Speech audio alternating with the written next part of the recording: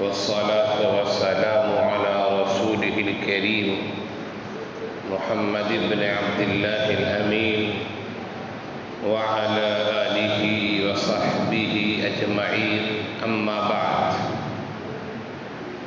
فإن سيدنا أبا هريرة رضي الله عنه يقول: قال النبي صلى الله عليه وسلم: إن الله لا ينظر إلى أجسامكم ولا إلى صوركم ولكن ينظر إلى قلوبكم، أو كما قال عليه الصلاة والسلام. رواه الإمام مسلم في صحيحه. میرے عزیز طلباء، دینی بھائیوں، ابھی عید الاضحیٰ کے مبارک ایام ہم سے گزرے ہیں. ہم نے اور آپ نے جانوروں کی قربانی اللہ کے حضور میں پیش کی. یقیناً اللہ تعالیٰ کو قربانی کا گوشت اور خون نہیں پہنچتا. اللہ تعالیٰ تقوی اور طہارت کو دیکھتا ہے. آپ نے عید الاضحیٰ کی مناسبت سے اور قربانی کی مناسبت سے یہ آیت بارہا سنی ہوگی: لَن يَنَالَ اللَّهَ لُحُومُهَا وَلَا دِمَاؤُهَا وَلَكِن يَنَالُهُ التَّقْوَىٰ مِنكُمْ. کہ اللہ تعالیٰ کو تمہاری قربانیوں کا گوشت اور خون نہیں پہنچتا، بلکہ اللہ تعالیٰ کو تقویٰ پہنچتا ہے. وہ تمہارے تقوی کو دیکھتا ہے. یہ تقوی والی جو بات ہے وہ صرف قربانی کی بات نہیں ہے، بلکہ اللہ تعالیٰ ہمارے ہر عمل میں تقویٰ دیکھنا چاہتا ہے. اللہ تعالیٰ ہمارے ہر عمل میں اخلاص دیکھنا چاہتا ہے. اللہ تعالیٰ ہمارے ہر عمل میں طہارت اور پاکیزگی دیکھنا چاہتا ہے. اللہ تعالیٰ ہمارے ہر عمل میں ہمیں مخلص دیکھنا چاہتا ہے کہ بندہ میرے لیے کر رہا ہے یا کسی اور کے لیے کر رہا ہے. اللہ ظاہری چیز کو نہیں دیکھتا ہے.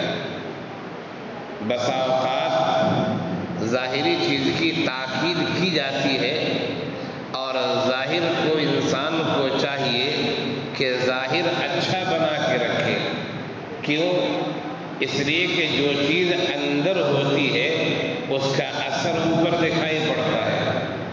بعض پھلوں کو آپ دیکھتے ہوں گے کہ وہ پھل اندر سے سڑنا شروع ہوتا ہے. اگر اوپر اس کے سڑنے کی علامت ہو گئی ہے تو اس کا مطلب ہے کہ پھل پہلے سے اندر خراب ہو چکا ہے. اور بعض ایسے ہوتے ہیں جن کے سڑنے کا، خراب ہونے کا اوپر سے اشارہ چلتا ہے. تو اگر کسی آدمی کا ظاہر خراب ہے تو دونوں شکلیں ہو سکتی ہیں. ایک اس پھل کی طرح جو پھل پہلے اندر سے خراب ہوتا ہے اور اخیر میں ظاہر میں چیز نمایاں ہوتی ہے. تو ایک انسان اگر ظاہر میں خراب لگ رہا ہے، ہو سکتا ہے پہلے وہ اندر سے خراب ہوا ہو، بعد میں ظاہر میں چیز نمایاں ہوئی ہے. اور کبھی ایسا بھی ہوتا ہے جیسا کہ میں نے کہا کہ چیزیں باہر سے خراب ہونا شروع ہوتی ہے. تو باہر سے جب انسان خراب لگتا ہے اس کے اعمال اچھے نہیں لگتے، دھیرے دھیرے اس کے اثرات اندرون تک جاتے ہیں اور پھر اس کا اندرون بھی خراب ہو جاتا ہے. اسی لیے حدیث شریف میں یہ بات آئی ہے کہ انسان جب گناہ کرتا ہے تو اس کے گناہ کرنے کی وجہ سے اس کے دل پر ایک سیاہ نقطہ، سیاہ دھبا لگ جاتا ہے. جب وہ توبہ کر لیتا ہے وہ دھبا ختم ہو جاتا ہے، دور ہو جاتا ہے. لیکن اگر وہ گناہ پر گناہ کرتا جاتا ہے تو اس کا وہ دھبا پھیلتا چلا جاتا ہے، یہاں تک کہ اس کا پورا دل سیاہ ہو جاتا ہے. پھر اسے توبے کی توفیق نہیں ملتی اور پھر وہ اچھا انسان نہیں بن پاتا ہے. تو ظاہر بھی اچھا ہونا چاہیے، اس میں کوئی شک و شبہ نہیں. اور باطن تو بدل جائے کہا جائے کہ اولا صحیح ہونا، درست ہونا ضروری ہے، اس لیے کہ باطن اصل میں اللہ باطن کی باتیں کرتا ہے، اخلاص کا جو تعلق ہے وہ اندرون سے ہوتا ہے، تقوی اور طہارت کا جو تعلق ہے وہ اندرون سے ہوتا ہے، ظاہر میں اس کے اثرات کم دکھائی پڑتے ہیں، اس لیے صرف قربانی ہی میں تقوی مطلوب نہیں ہے، بلکہ ہمارے ہر عمل میں تقوی ہونا چاہیے، ہمارے ہر عمل میں خوف الہی کا ظہور ہونا چاہیے، ہمارے ہر عمل میں خشیت الہی جھلکنی چاہیے، ہمارے ہر عمل میں اخلاص للہیت اور پاکیزگی و طہارت کا نمایاں وصف ظاہر ہونا چاہیے ہر عمل میں۔ آپ نے وہ حدیث جبرائیل سنی ہوگی، مشہور حدیث ہے، حدیث جبرائیل، حضرت جبرائیل علیہ السلام جو تشریف لائے اور اللہ کے رسول صلی اللہ علیہ وسلم نے چند سوالات کیے تھے، صحابہ کرام نہیں سمجھ پائے تھے یہ کون آدمی ہے، دیکھنے میں دیہاتی کی طرح لگ رہے تھے، دور دراز سے آئے ہوئے لگ رہے تھے، چند سوالات کیے، اللہ کے رسول صلی اللہ علیہ وسلم نے ان سوالات کے جوابات دیے، بعد میں اللہ کے رسول صلی اللہ علیہ وسلم نے بتایا کہ یہ جو آئے تھے جانتے ہو تم کون ہیں؟ صحابہ کرام نے بتایا کہ نہیں، فرمایا وہ جبرائیل آئے تھے جو تمہیں تمہارا دین سکھا رہے تھے۔ حضرت جبرائیل علیہ السلام نے چند سوالات کیے تھے، مل اسلام، مل ایمان، متی الساعۃ، ما اشراط الساعہ، اسی میں ایک سوال یہ بھی تھا مل احسان، مل احسان، و احسان کیا ہے؟ تو اللہ کے رسول صلی اللہ علیہ وسلم نے فرمایا احسان یہ ہے ان تعبد اللہ کأنک تراہ فإن لم تکن تراہ فإنہ یراک، تم اللہ کی عبادت اس طرح کرو کہ تم اللہ کو دیکھ رہے ہو، اگر اتنا نہ ہو سکے تو کم از کم یہ احساس تو ہونا چاہیے کہ اللہ تمہیں دیکھ رہا ہے، اسے اخلاص کہتے ہیں، اس کا تعلق تزکیہ قلب سے ہے۔ تو یہاں جو بات کہی گئی ان تعبد اللہ، کہ تم اللہ کی عبادت کرو کأنک تراہ، گویا کہ تم اسے دیکھ رہے ہو، پھر فرمایا فإن لم تکن تراہ فإنہ یراک، اگر تم اسے نہیں دیکھ رہے ہو تو کم از کم یہ عقیدہ اور یہ ایمان اور یہ استحضار ہونا چاہیے کہ اللہ ہمیں دیکھ رہا ہے۔ یہ کس عمل میں؟ کیا صرف نماز میں؟ کیا صرف قربانی میں؟ کیا صرف زکوٰۃ میں؟ نہیں، ہمارے ہر عمل میں یہ بات ہونی چاہیے، اس لیے کہ ہمارا ہر عمل عبادت ہے، نیت کی وجہ سے اور بدنیتی کی وجہ سے یا بے نیتی کی وجہ سے ہمارے عمل میں فرق پڑ جاتا ہے۔ اگر ہم کھانا بھی کھاتے ہیں، پانی بھی پیتے ہیں، سانس بھی لے رہے ہیں اور ہماری نیت یہی ہو تاکہ ہمارے اندر قوت آئے، توانائی آئے، تو یہ سب اعمال بھی ہمارے لیے عبادت میں شمار ہوں گے۔ آپ چہل قدمی کر رہے ہیں تاکہ میں صحت مند رہوں، یہ چہل قدمی کرنا بھی آپ کا عبادت میں شمار ہوگا۔ آپ پڑھ رہے ہیں تاکہ آپ اچھے عالم بنے، اپنی بھی اصلاح کریں، دوسروں کی اصلاح کریں، آپ کا پڑھنا عبادت ہے۔ آپ کھانا کھا رہے ہیں کہ توانائی اور طاقت رہے تاکہ اللہ کی عبادت کر سکے، یہ عبادت ہے۔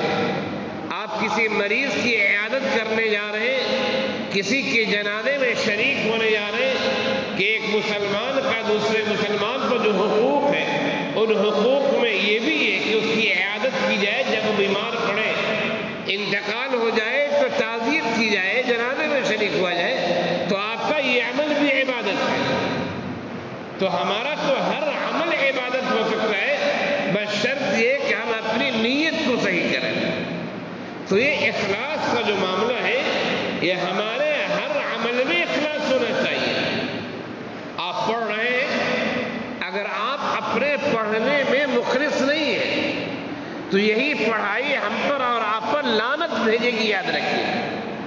اللہ کے رسول صلی اللہ علیہ وسلم نے فرمایا من تعلم علما مما يبتغى به وجه الله لا يتعلمه الا ليصيب به عرضا من الدنيا لم يجد عرف الجنة يوم القيامة.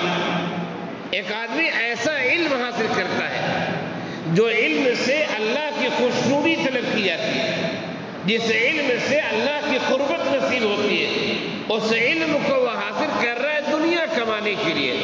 مفتی بن جاؤں تاکہ فلاں جگہ کی سرکاری نوکری مل جائے اور سرکاری مفتی بن جاؤں گا تنخواہ اچھی ملے گی. قاضی بن جاتا ہوں فلاں ادارے کی طرف سے قاضی بن جاؤں گا اچھی سیلری ملے گی.